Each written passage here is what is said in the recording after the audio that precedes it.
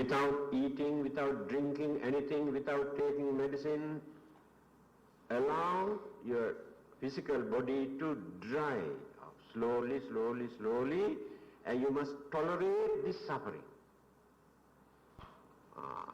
While suffering, all your sins will be washed away, and after your death you will be in heaven. But still there are some people. The Buddha has gone through all these methods earlier. He was advised by all the existing religions in India at that time. He followed. That is why he did for 6 years. In the end, he realized this should not be the method or the path. Then he gave up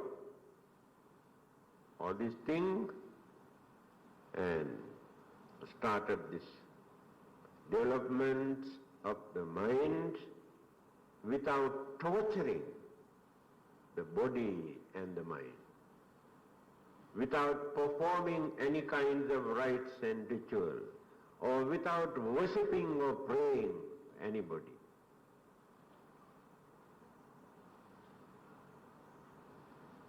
That means he introduced a respectable religious method for us to be noble, to do good, to be good. In the end, we gain. This is the path. Now you want to go to Nirvana by performing all your religious rite and ritual. It is a dream, never work. But those practices are important if you perform them in a respectable way or harmless way, without violating any of these basic religious principles. And 8 noble paths, I think many of you can remember.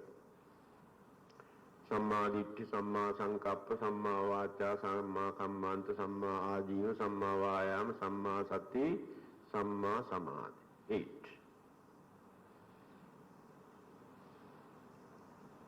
Very respectable, meaningful, practical, harmless, 8 method. You must practice all together, 1 or 2 not enough. To do this, a religious label is immaterial. You understand?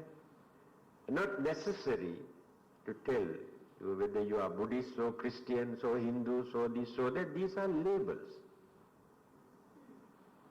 In goodness, in virtues, in good qualities, actually, you cannot find any particular religious label.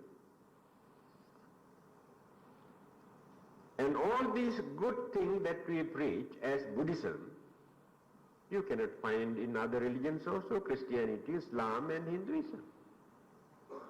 Therefore we cannot say those religions are bad religions, no. But they have different method and belief and practices. The good qualities and virtues, they also preach and practice, such as kindness, compassion, honesty, truthfulness, patience. These are the good qualities. These teachings you can find in Christianity, Islam, Hinduism or any other religion.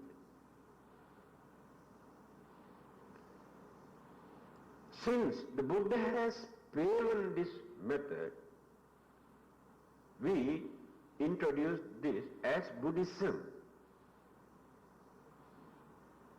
So we give this label. So that label is not necessary. In fact, to experience this Nibbanic bliss, not necessary for you to use this Buddhist label to tell, oh, now I am a Buddhist. Some others say, oh, unless you accept, embrace our religion, there is no salvation for you. That is very narrow-minded, very ugly, and very selfish interpretation.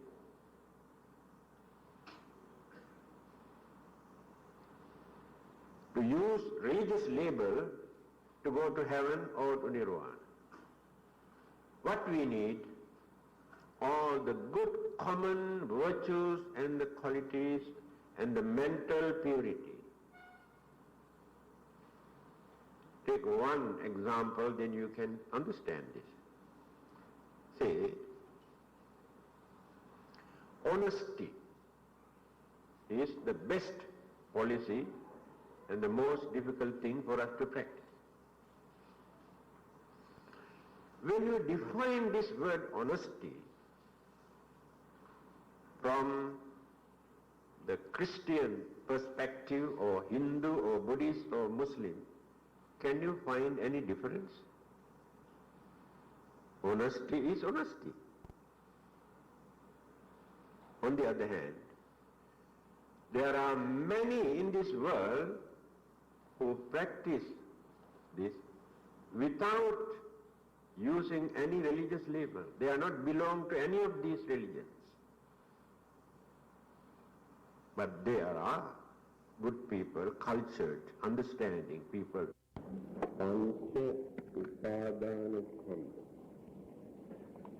Five aggregates as mental objects, Dhammanupassana. These five aggregates we have discussed in details. Even then, we never consider very seriously to understand the real nature of these five aggregates. Khanda. Khanda means aggregate. I remember one day somebody asked this question, how these five aggregates can create sufferings. Because this is one of the reasons that the Buddha has given as main cause of our suffering. So what are these five? Rupa, Vedana, Sanya, Sankhara, Vijnana. I think you are familiar with these Pali words also. Rupa means formation. The definition is given for this formation. What is the meaning of Rupa, or the form? Rupang, Ruppana Lakkana. This is the nature of formation.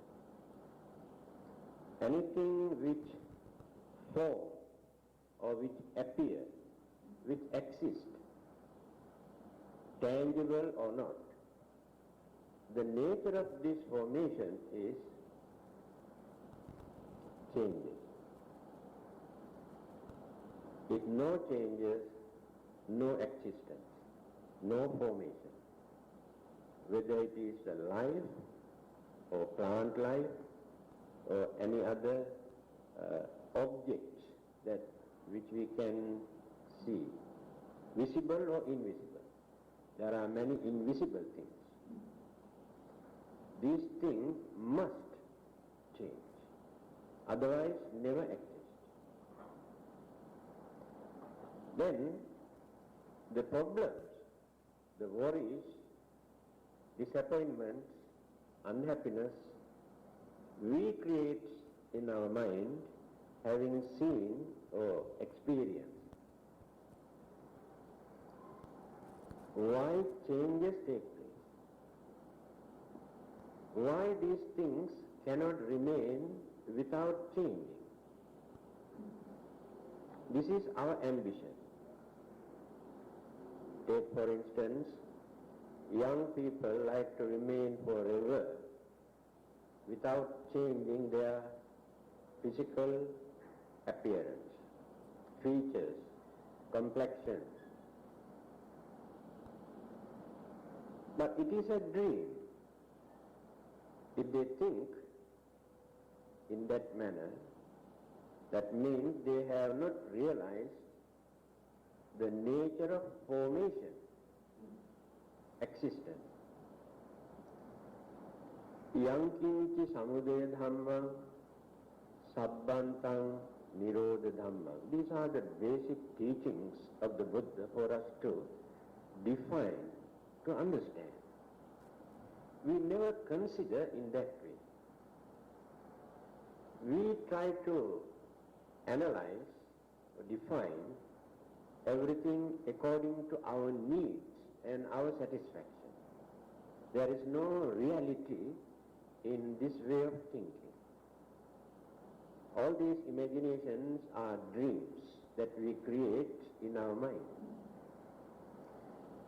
So the main purpose of the Buddha's teaching is for us to understand this real nature without depending on our imaginations. So, if we can make up our minds in this way, if anything appears in this world, the nature of this appearance is changing, decaying, and in the end, disappearing. There is nobody in this universe who can change it or who can stop it.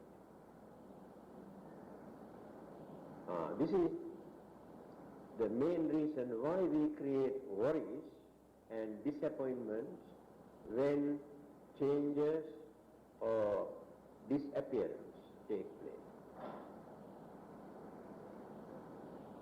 Then the formations of this rupa, or the form, or the life, anything, there are so many reasons, so many factors, so many enemies, known and unknown. Scientists have discovered many things, but still there are many more for them to discover. The Buddha's analysis of this appearance by taking only the fundamental or the basic elements and energies. Then what are the factors? Altogether summarized into 4 groups, 4 elements. We know them.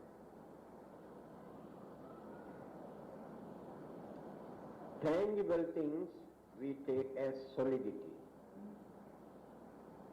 But solidity never takes place without the cooperations of other elements. So solidity alone cannot remain, cannot exist. Then fluid is another element. Heat is another element. Then the motion or the wind. In layman's language we say wind. It is motion, movement. So these 4 elements, originally they are not elements. They are also energies.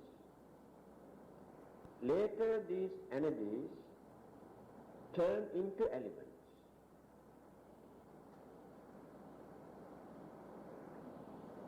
So these 4 elements got some sort of attraction or the gravity to absorb each other.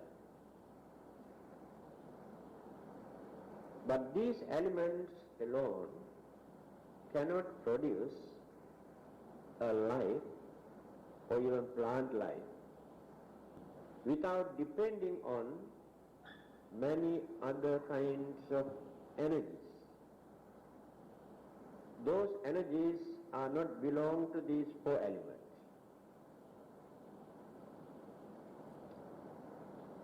These energies again we divide into two groups, internal and external. External energies we analyze as cosmic energies. Internal energies we interpret as mental energies. So these two kinds of energies also must cooperate with the elements. When we analyze internal energies as mental energy, again divide into four groups. So what are those four? Vedana, Sanya, Sankhara, Vijnana. Same mental energy divided into four groups according to the activities of that particular mental faculty. Feeling or sensation that we experience. Not only living beings, even plant life also experience this feeling. It is natural. And the next one is sanya, perception. Perception means the mental energy that we use to recognize, identify all the existing things in this world. This is another mental faculty. Sankhara, I think you can remember how I have explained the nature of sankhara. This is the most important terminology in the Buddha's teaching. When we analyze this word, sankhara, we have to interpret good and bad karma also included into this word, sankhara. Besides these good and bad karmas or mental energies, there are so many other neutral mental faculties there. They are known as our habits, or tendency, or many kinds of mental activities that we have accumulated life after life. See how many things are there. That is why we introduce this as a storehouse of consciousness. Modern psychology explains this as subconscious or unconscious.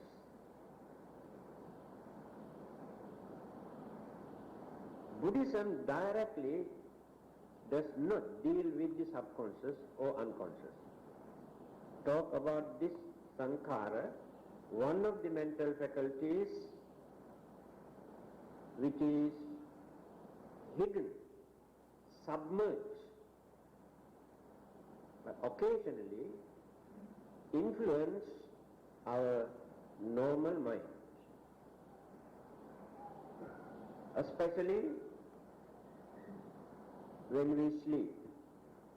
When the senses are not active, then the subconscious mind projects many things that we have accommodated in our subconscious mind, appear as dreams and various others. There are many who have composed poems in their dreams.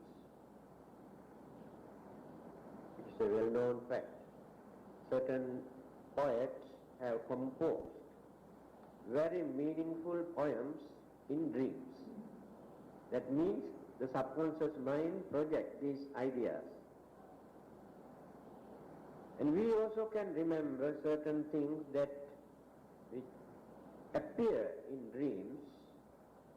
We take these things as external influences, not actually external, mostly internal. Subconscious mind influences this. Then certain inherent qualities or intrinsic characteristics. We have our own character. And we feel it is very difficult for us to change, whether good or bad. Others try to change. Our parents, elders, try to change our attitude if those characters and behavior and temperaments and moods and attitudes are bad. We also can understand that they are wrong, but we cannot change. Today we make up our mind to change, but tomorrow again we commit it. These are the mental habits that we have developed. Or from the Buddhist point of view, it is difficult for us to believe that either God or devils or any other supernatural living beings are responsible for this mental attitude. This is our own. We are responsible for that. So the realizations of the mind or the analytical knowledge of the mind is important for us to understand. So if we can use our full efforts, one day we will be able to overcome if they are bad, and we will be able to cultivate certain virtues and characters if they are good. This is the advantage of this knowledge. So this is another mental faculty. Then the last one is vijnana, consciousness. Consciousness is another mental faculty that we create and develop through the influence of five senses and our own mental objects that we create in the mind. If the mind is not working with the one of our senses, then mind creates various mental objects or images in the mind. Then we develop so many other thoughts, mental process. Because of that object that we created or we grasp into our mind, then we develop good and bad thoughts. These good and bad thoughts later we convert, we divert towards vibration as words and action by using our physical body. Now, who is responsible for this? So mind, that particular mental faculty is responsible for creating either good karma or bad karma. Now let us take a simple example, then you can understand.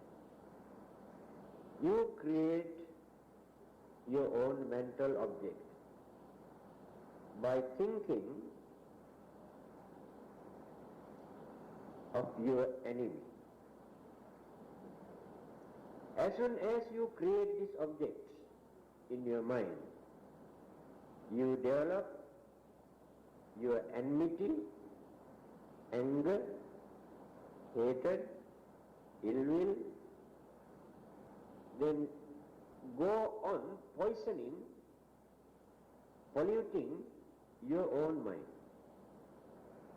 Good thoughts never appear in your mind at that time. So, if not, you create another mental object. Let us take the Buddha image in your mind. The Buddha image that you create in your mind is the real Buddha, not the statue.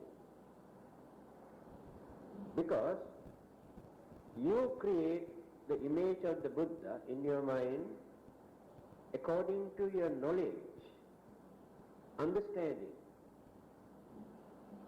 and how to appreciate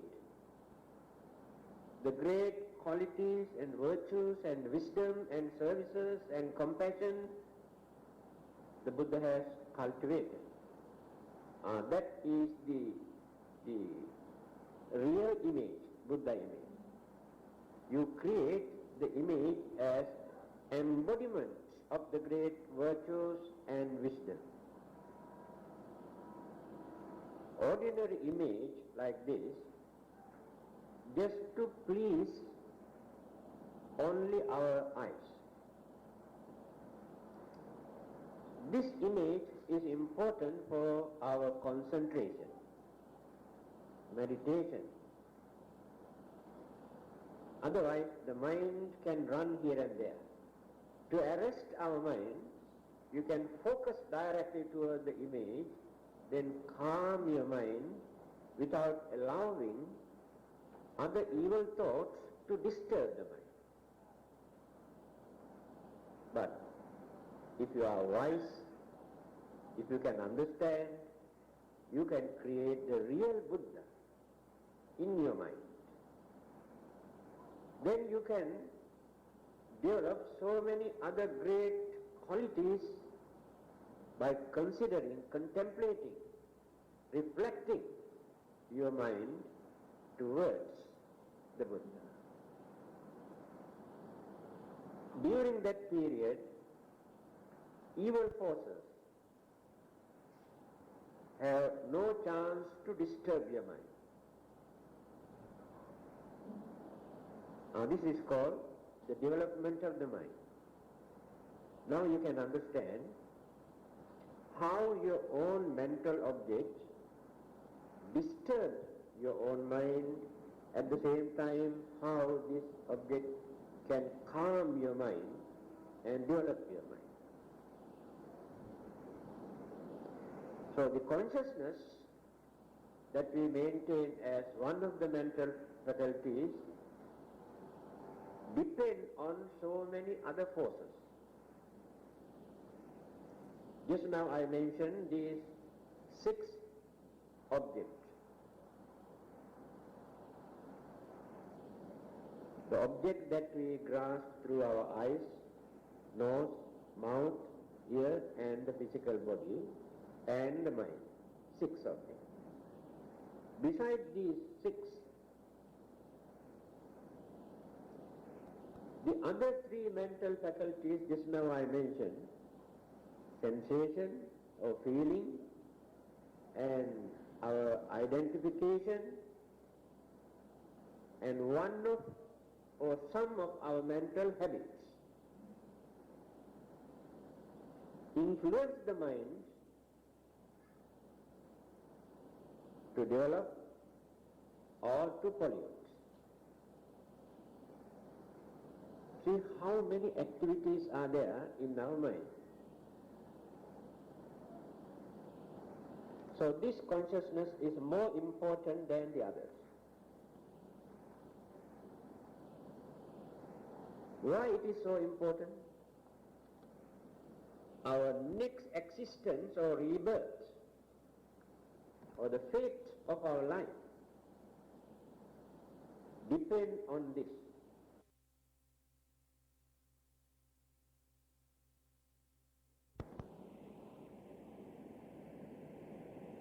Why it is so important? Our next existence or rebirth or the fate of our life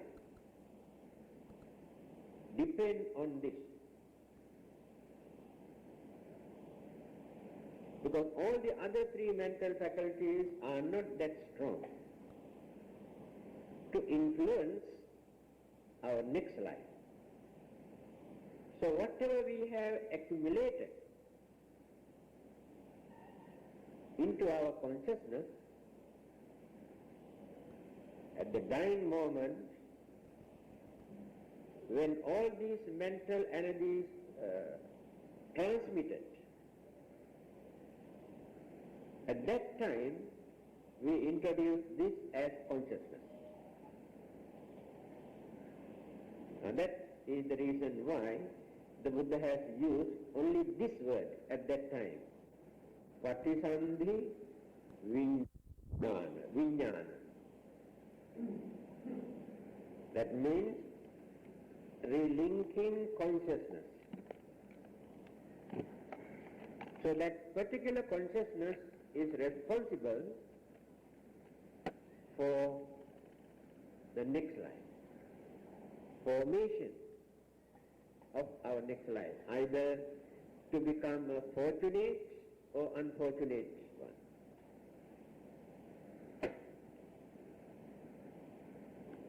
So now you can understand this meditation, when we analyze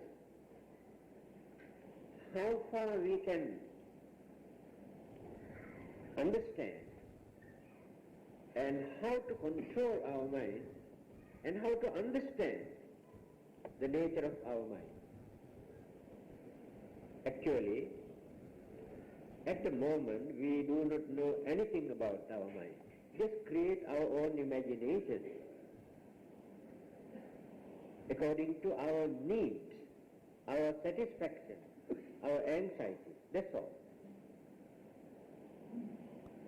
If you know how to analyze, you can avoid so many problems and worries and mental disturbances that you are experiencing in your day-to-day life.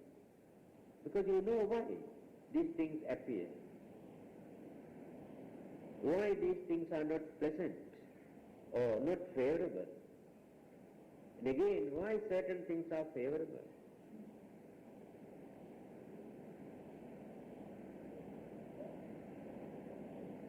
So what are we going to do now? How to convert this introspection or the analytical observation of our mind as a meditation. So meditation is not just to sit down and keep quiet. After training our mind for a certain period, without taking any particular objects into our mind, then we had to take some of these items for further concentration. Otherwise, realizations never appear in that mind. You can say, you have trained your mind. Calmness may remain for the time being, but circumstances, certain incidents or environments change your mind again. That is the uncertainty, because you have trained your mind without proper understanding. So if you develop this realization earlier, it is not so easy to disturb your mind. Either your five senses or external incidents, certain occurrences, cannot disturb the mind because you knew. Many of these things are natural.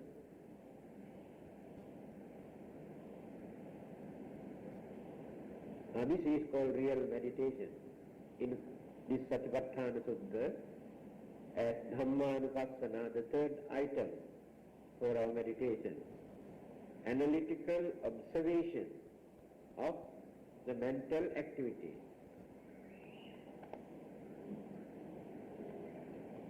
Then we'll come to another item.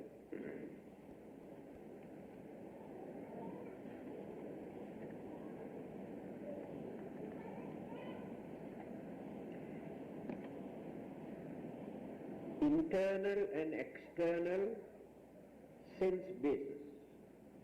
Same thing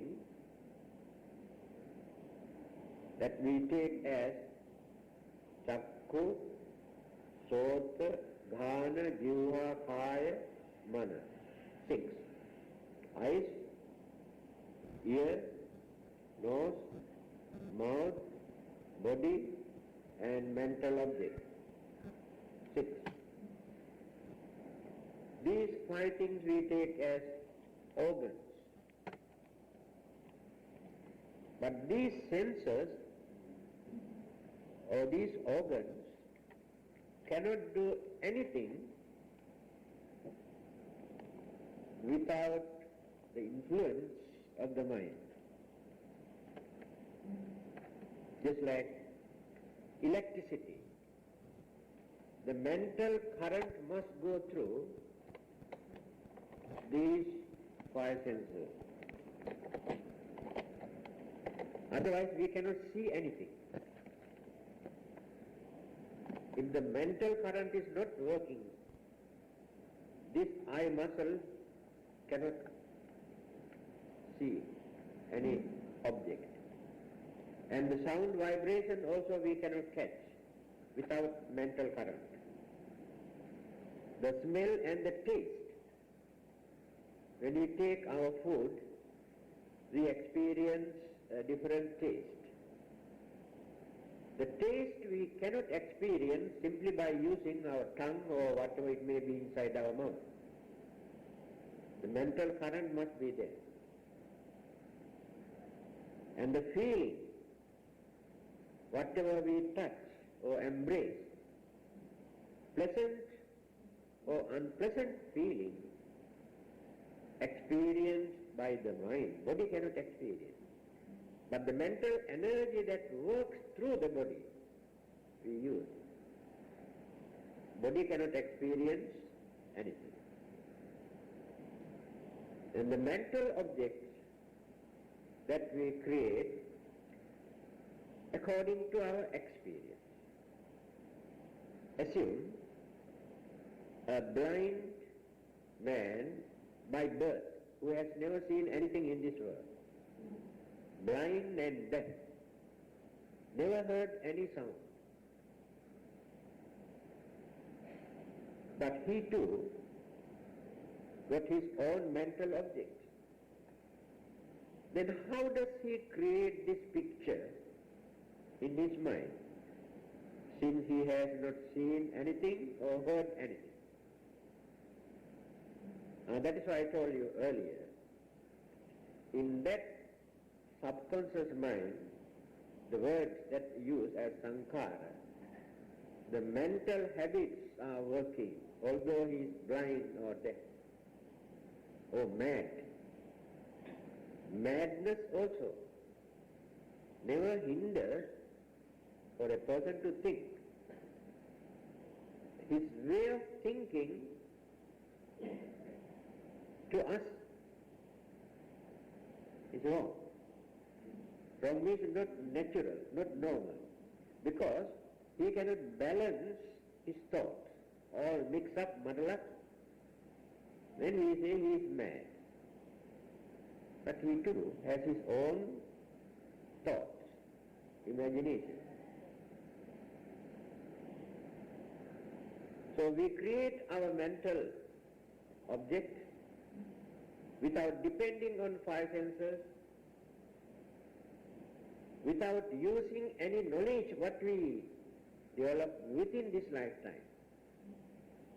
By using some of those mental habits that we have deposited, accumulated in the subconscious mind.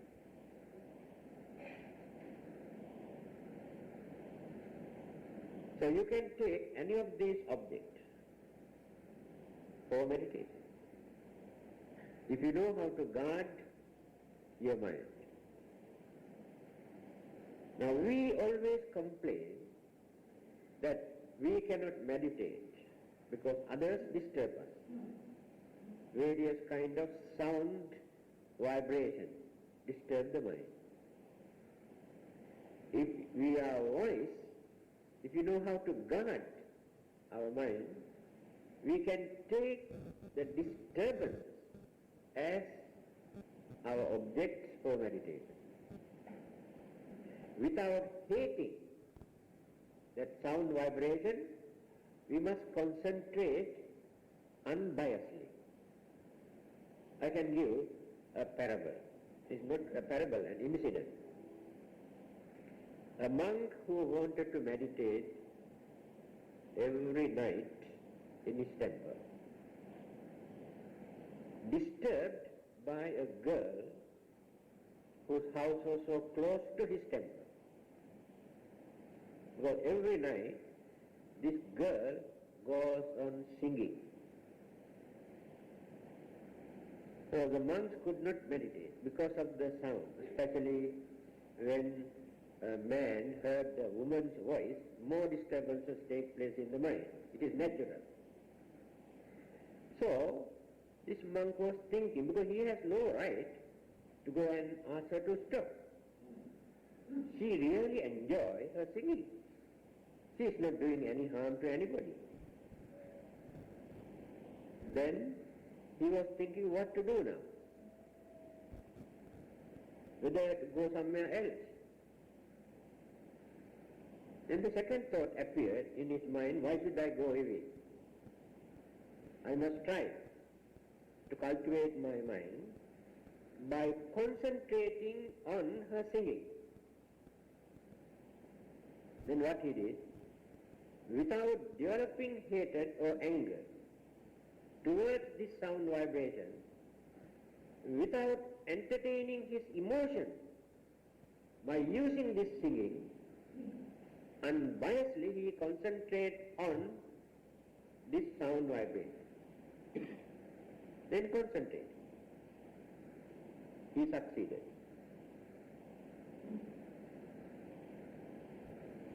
Not only one monk, there is another story.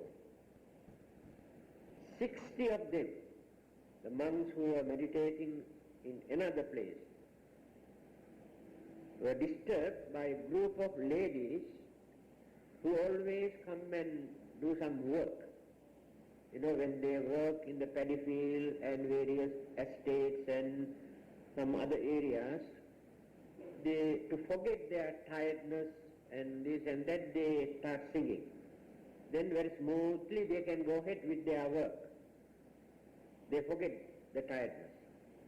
So these ladies singing disturbed the meditation of 60 of these monks. And they too had the same problem.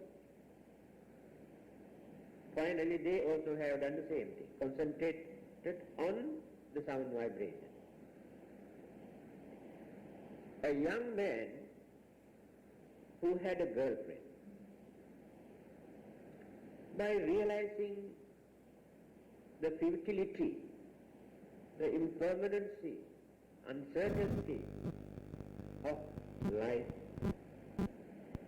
decided to give up this girl and detach and cut off his attachment towards her by analyzing the physical body. You have learned this analysis in the earlier. In Kaya Anupassana, concentrate on physical body and divide into 32 parts. Then take one by one. After that, realize the formations of this physical structure. So what he did, to detach this girl from his mind, he analyzed. Oh, what is this filthy and dirty and ugly and impermanent physical body? Why should I develop my attachment towards her? And so dirty.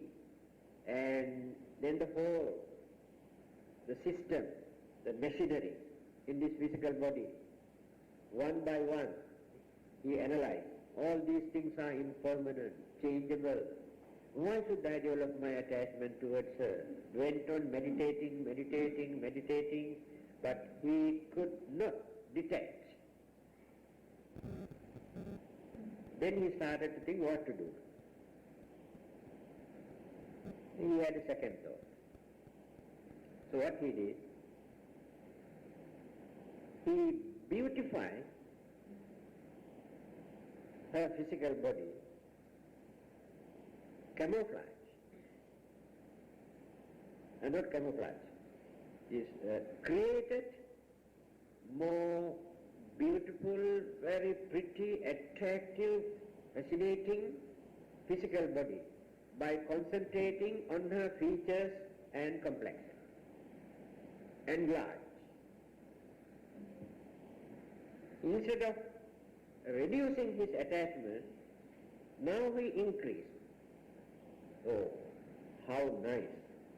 She's so pretty, very beautiful.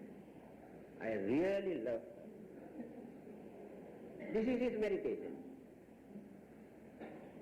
He went on meditating. He beautified her body to the maximum level. Then one day, he wanted to go and see this girl. When he went to see her, so all the beauties are no more. Because he has created more beautiful figure in his mind. Now when he look at her, no more beauty. After that he would manage to detach. The Buddha also used the same technique. Now his own brother, Nanda, Prince Nanda was about to marry.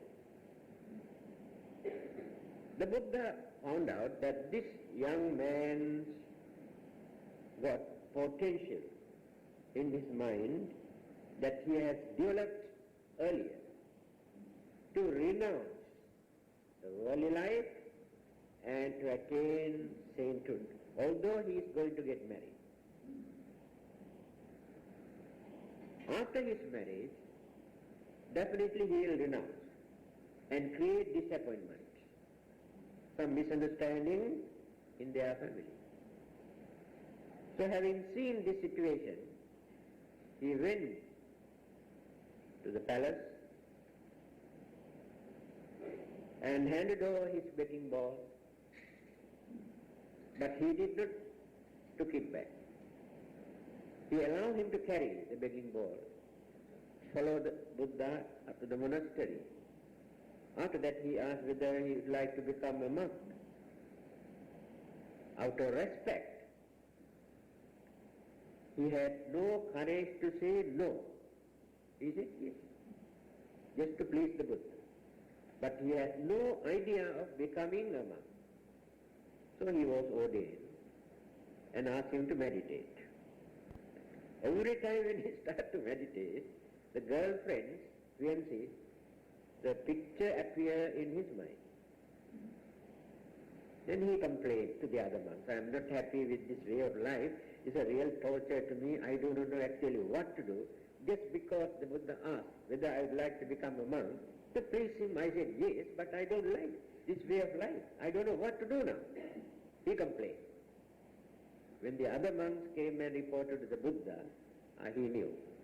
Simply by advising, no one can change his mind. Then he said, come, let us go. So he went to a place where there are more pretty, beautiful girls. Then the Buddha asked, Nanda, do you like to marry one of these girls? And at once he said, yes, certainly. Then the Buddha, then what about your girlfriend there? Oh, she is not so pretty. But remember, this is the nature of a young man's mind. This is natural. So that girl is very ugly, although I loved her earlier, but I like this girl. All right? If you like to marry one of these girls, you have to follow my advice. He said, yes. Came back. Then he has given either something to recite or concentrate. If you fulfill this, then I will be the matchmaker for you to marry one of these girls. So wholeheartedly, now he started to meditate in order to marry one of these girls. So what did the Buddha do? He wanted to change his mind that he has developed for so many years by introducing a new picture. It is an antidote.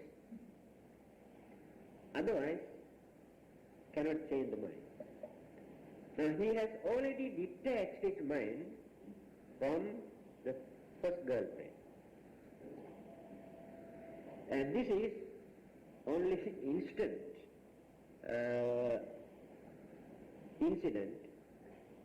He has not developed his attachment toward this particular girl earlier.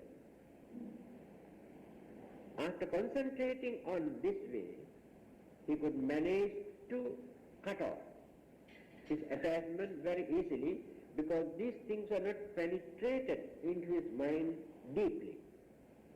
Now see the technique. So, he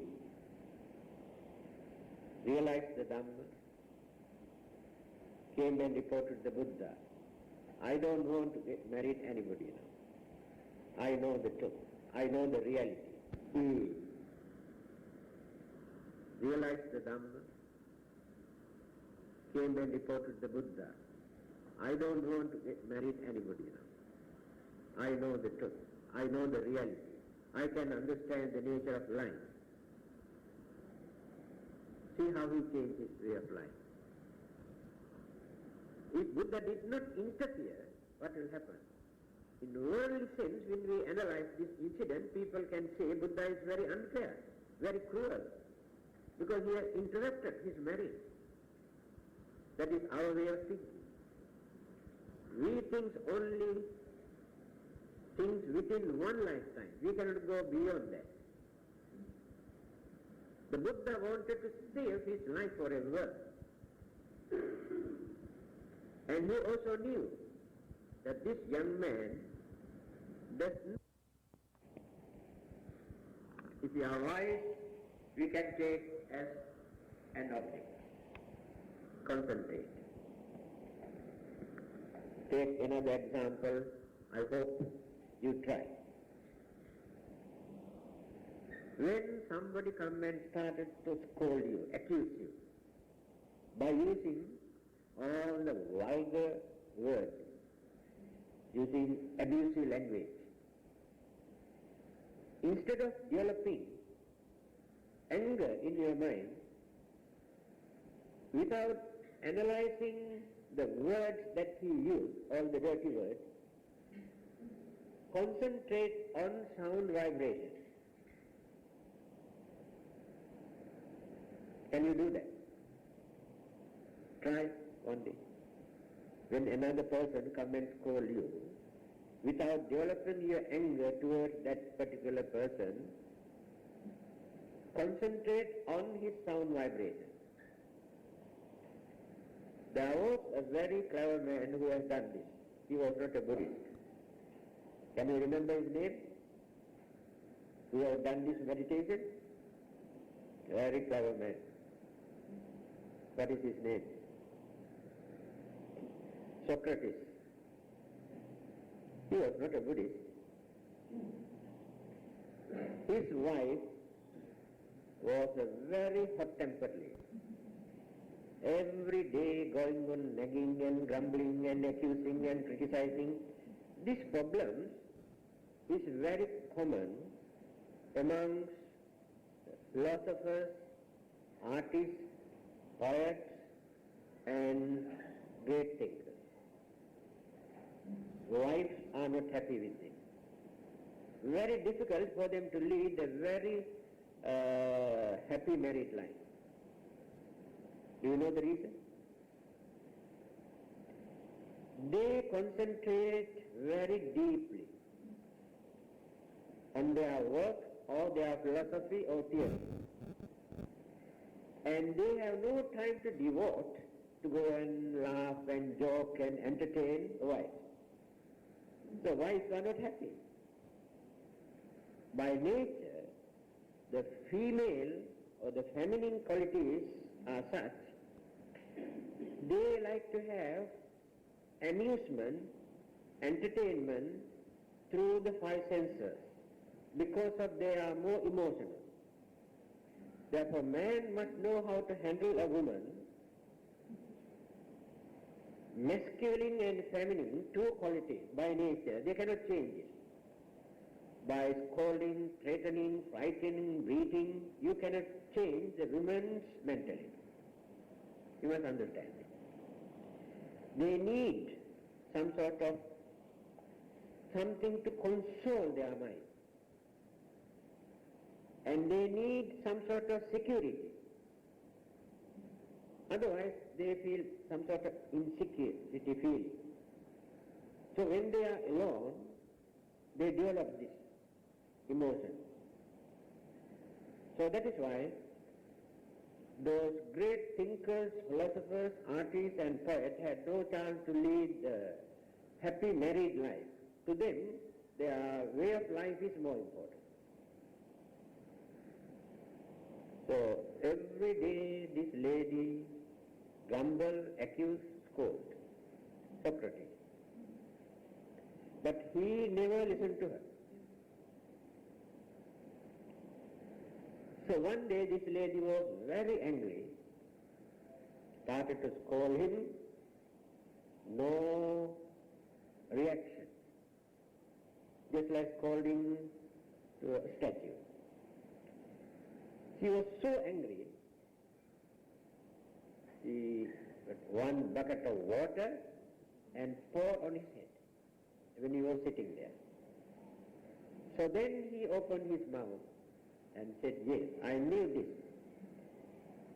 A short while ago, I heard thunder and lightning. I knew definitely rain would happen. So it is true. So he philosophized it and concentrated on that.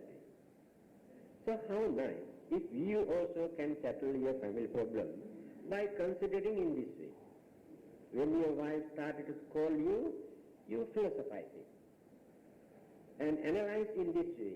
If not, sometimes Socrates says like this, after listening, he said, yes, actually I was listening very carefully. Your art of talking is improving now. Formerly when you talk, you make grammatical mistakes and the pronunciation of certain words also not very accurate, and the way how you emphasize, certain words, very advanced now. I really appreciate your way of talking. So why can't you adopt this attitude? So that is why we regard them as great people, how they analyze things. And the Buddha also had so many humorous incidents similar to that. He also adopted the same attitude. So, if you know how to guard your mind, others cannot disturb your mind either by scolding you, accusing you, or singing you. Cannot. This is called a strengthening our mind not to surrender our mind to our emotions or our hidden anger or any other kind of human weaknesses.